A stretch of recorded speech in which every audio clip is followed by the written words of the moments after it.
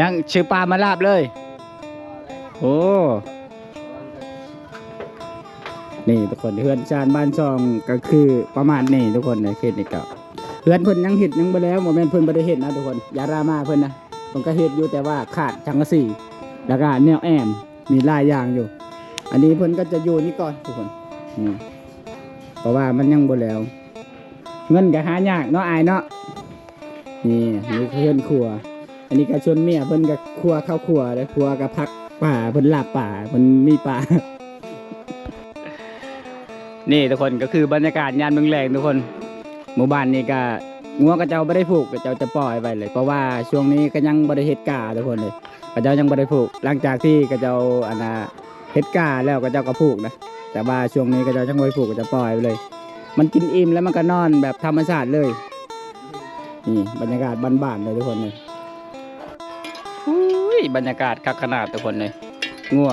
เล่นยายามแรงๆตามเดินเถื่อนช่วงนี้ฝนตกแค่ครั้งเดียวแต่ว่าหญ้าเริ่มเขียวขจีแล้วเต็มเดินเถื่อนให้งัวได้เล่มหญ้า ทุกคนวันนี้ก็มาเยี่ยมมายามพี่น้อง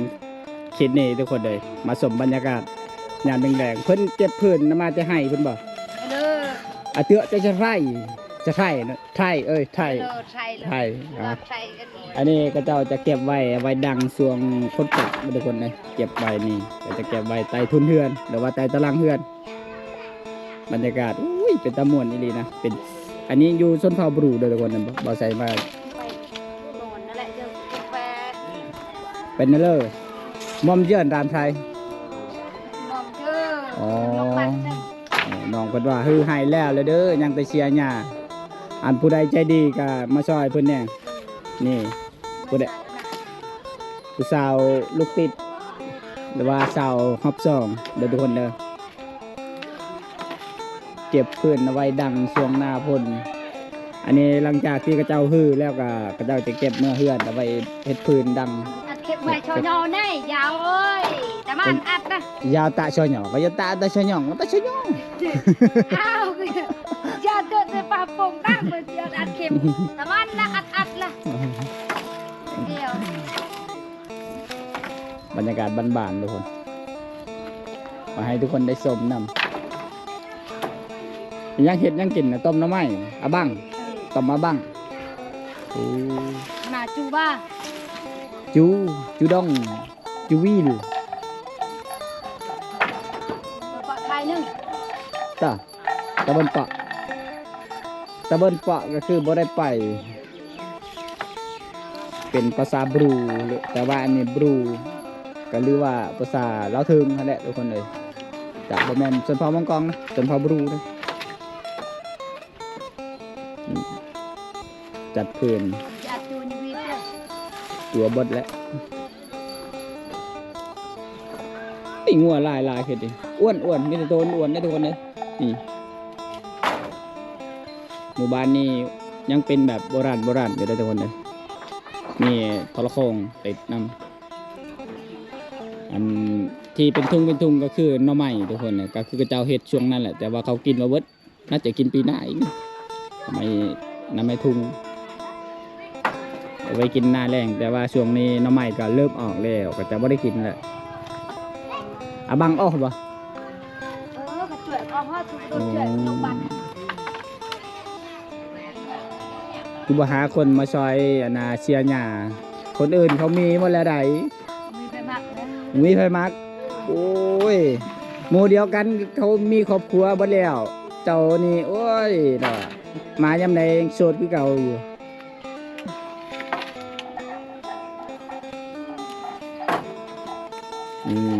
เก็บไว้ด้วยฝนตกแล้วก็สบายเนาะ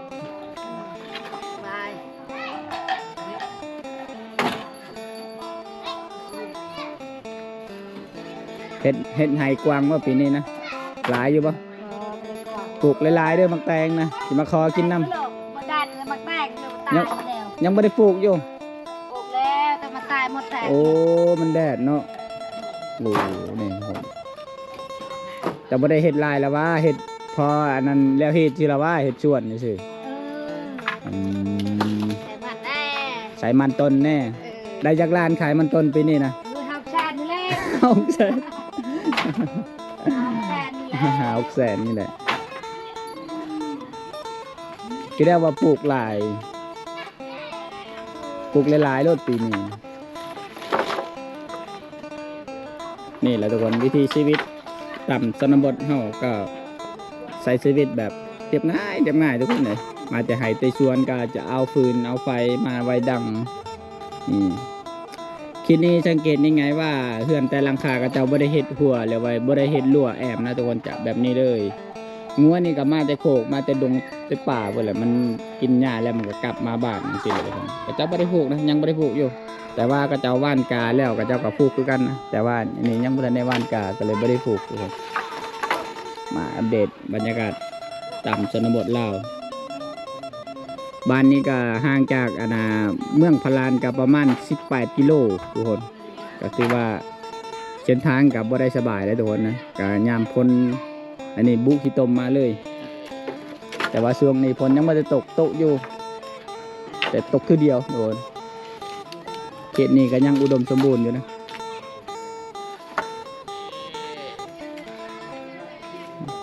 ล่าชายจะบุกแผดแต่เนี่ยมาทำเชื่อชาวหยอนเบรจะใช้หัวมัน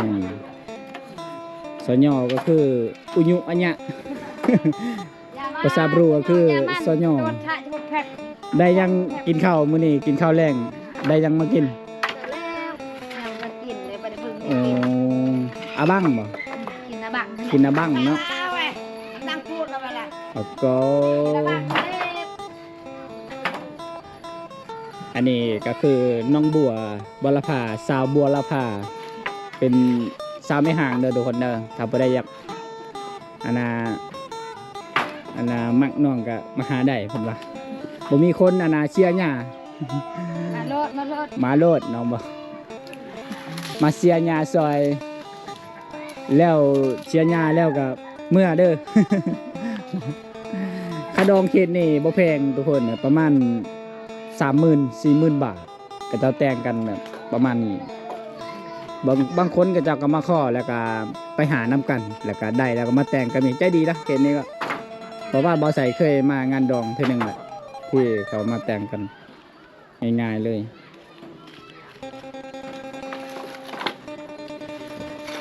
ก็ได้ว่าตัดเป็นท่อนแล้วก็ค่อยกล้องไว้เก็บไว้ก่อนบัดสิใส่แล้วก็ค่อยตัดโอ้นี่ตืดหลังตับคือบอกโอ้สิเฮ็ดหยังมาแลกเฮ็ดกับข้าวอีกตาจาโดยคอยเยอะดอยหนึ่งแล้วว่าข้าวหนึ่งแล้วเนาะโอ้หนึ่งไหว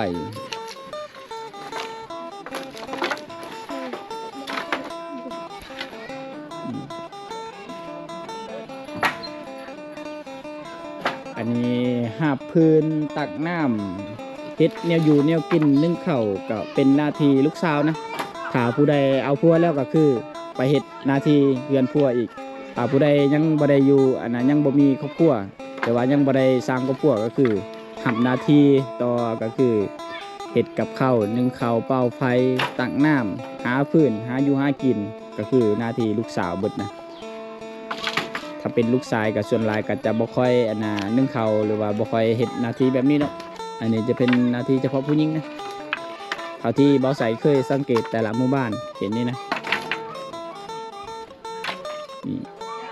กองไว้ใต้ทุนเฮือนยานฝนมันตกห่ำถ้าฝนตกห่ำมันก็อันนั้นบ่แห้งก็เวลาเฮาเอาไปดังมันก็น้ำติดเก็บไว้ใต้ทุนเฮือน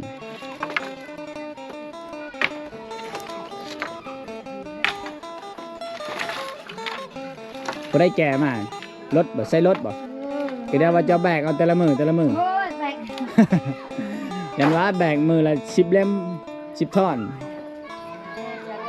ใส่รถเนาะ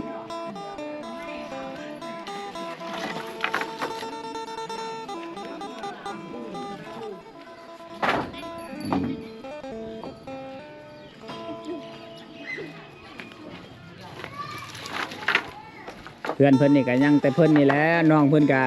สร้างครอบครัวแล้วไปอยู่ไทยพุ่นบ่ไปอยู่ลาวนี่มาแล้วบ่แต่ไทยนะน้องเจ้านะ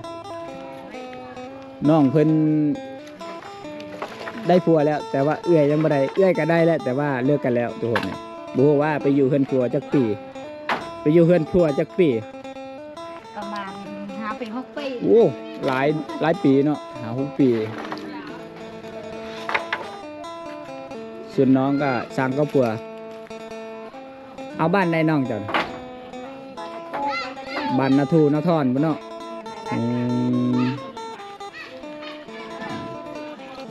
ส่วนเอื่อยยังโสดลูกจะคน2 คนลูก2 คนแล้วน้องว่าจะได้เท่าค้างบ้านแล้วบัดนี้นะผู้บ่าวทางใดก็บ่ได้มาหาสงกรานต์ไปเล่นน้ำเขาอยู่บ่สงกรานต์น่ะ บ่มีครูมีเขต โอ้สงกรานต์ก็บ่ไปอีกบ่มีครู บ่มีครูเลยบ่ได้ไป นี่ก็คืออายุน้องเพิ่นน่าจะประมาณ25 26เนาะประมาณนี้ยังบ่ฮอด30ดอกประมาณ25 26ส่วนหลายเคสนี่จะบ่ค่อยได้ฮู้อายุเจ้าของแล้วก็บ่ค่อยมีวันเกิดนะจะบ่ฮู้วันเกิดเลยนะเจ้าจะบ่ค่อยได้จดจำวันเกิดนี่แต่แบบว่าใหญ่แล้วก็พอประมาณครับสร้างครอบครัวน้อยคนถึงจะออกไปเรียนถ้าเป็นผู้สาวนะแต่ส่วนหลายไปเรียนอยู่ในเมืองส่วนหลายก็จะเป็นผู้ชายนะผู้หญิงส่วนน้อยจะบ่ค่อยได้เรียนเลย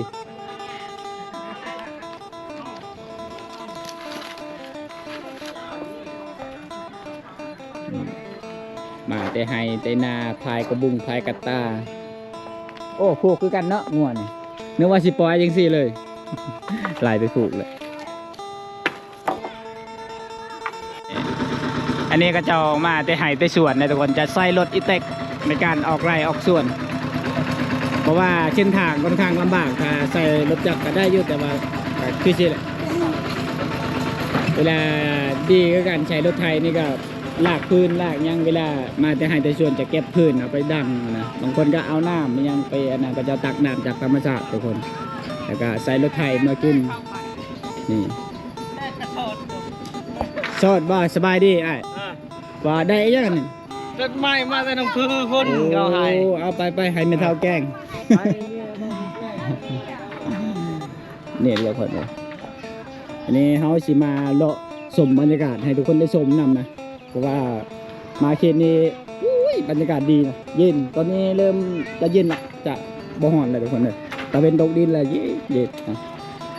เขตนี้ก็เจ้าก็อยู่เคียงคู่กับแม่น้ำเสจังซอยหรือว่าผู้สร้างแห่ทุกคนอยู่เทิงนี่ก็จะเป็นหอยพระบาทด้านคันด้านมนเลยหมู่บ้านนี้ก็พอดีสุดนี่เลยบรรยากาศบ้านๆเลยหมู่บ้านนี่ก็ข้อดีอย่างหนึ่งก็คือยังมีสัญญาณอินเทอร์เน็ตนะทุกคนสัญญาณอินเทอร์เน็ตก็ยังพอได้เล่นอยู่สอนบรรยากาศทุกคนเลยเป็นตะมวนนะอยู่แบบเรียบง่ายบรรยากาศดีเป็นสารมันช่องก็จะชิบได้แอมบ่ได้เห็นละกลัวนะเราจะแบบนี้เลยโล่งๆเลยทุกคนบางคนก็ผูกบางคนก็ไม่ได้ผูกเนี่ยเพราะว่าช่วงนี้ยังไม่ได้ตกกาอยู่ที่นี่ก็เห็ดหนานะเห็ดให้ก็มีเป็นบางคนแต่ก็เห็ดบ่หลายเห็ดแบบพอเร็วหินะทุกคนเพราะฉะนั้นคลิปนี้ก็บ่ใส่ก็จิโจซ้ำนี่ทุกคนขอบคุณหลายๆที่ทุกคนเข้ามารับชมจบแล้วก็ฝากกดไลค์กดติดตามให้บ่าวใส่เนี่ยเด้อเพื่อเป็นการสนับสนุนและให้กำลังใจในการเฮ็ดคลิปด้วยทุกคนขอให้ทุกคนอยู่ดีมีแห้งคลิปหน้าพบกันใหม่ทุกคน